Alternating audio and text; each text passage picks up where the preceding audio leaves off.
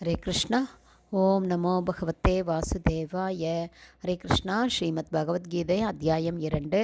கீதையின் உட்பொருட் சுருக்கம். பதம் 61. தானே சர்வாணி சம்யம்ய யுக்த ஆசீத மத்பரக வசேஹி யஸ்ய இந்திரியாணி தஸ்ய பிரக்ஞா பிரதிஷ்டிதா. டிரான்ஸ்லேஷன்: புலன்களை அடக்கி உணர்வை எண்ணில் நிறுத்துபவனே நிலை பெற்ற அறிவுடையவன் ஆகிறான். பர்பட் பை ஷில பிரபா. ஜெய் ஷில பிரபாத். இந்த ஸ்லோகத்தில் யோக பக்குவத்தின் உயர் நிலையான அறிவு கிருஷ்ண உணர்வு அப்படின்னு சொல்லப்பட்டிருக்குது.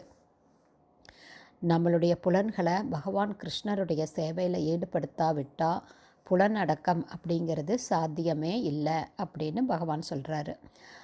அதுக்கு எப்படி அம்பரீஷ மகாராஜா உலகத்தையே ஆட்சி செய்யக்கூடிய சக்கரவர்த்தியாக இருந்தாலுமே பகவானுடைய திருப்பாதங்களில் தன்னுடைய புலன்களை அவர் அர்ப்பணம் செஞ்சிருந்தார் அப்படிங்கிறதுக்கு போன ஆடியோவில் 3 பாகவத ஸ்லோகங்கள் பார்த்தோம்.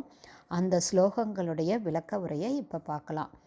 மன்னர் அம்பரீஷர் தன்னுடைய மனதை பகவான் கிருஷ்ணருடைய தாமரை பாதங்களிலும் அவருடைய பேச்சை பகவான் கிருஷ்ணரின் திருத்தலங்களை வர்ணிப்பதிலும் அவருடைய மன்னருடைய கரங்களை பகவானின் ஆலயத்தை தூய்மைப்படுத்துவதிலும் கண்களை பகவானுடைய விக்கிரகத்தை கண்டு ரசிப்பதிலும் உடலை தொண்டரின் அதாவது பக்தரின் உடலை தீண்டுவதிலும் நாசியை அவருக்கு அர்ப்பணித்த மலர்களை நுகர்வதிலும் நாவை பகவானுக்கு அர்ப்பணித்த துளசி இலைகளை சுவைப்பதிலும் பாதங்களை பகவான் கிருஷ்ணரின் அமைந்த புனித ஸ்தலங்களுக்கு யாத்திரை செய்வதிலும் சிரத்தை பகவான் கிருஷ்ணரை வணங்குவதிலும் பற்றுதலை பகவான் கிருஷ்ணரின் எண்ணங்களை பூர்த்தி செய்வதிலும் முழுமையாக ஈடுபடுத்தினார்.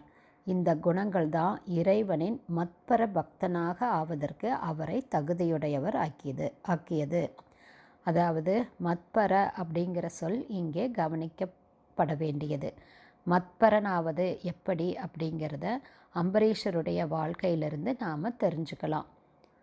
மத்பர அப்படின்னா சதா சர்வமும் பகவானுடைய சேவையில், பகவானுடைய பக்தியில், பகவானுடைய உணர்வில் ஈடுபட்டு இருப்பதைத்தான் குறிக்கிறது.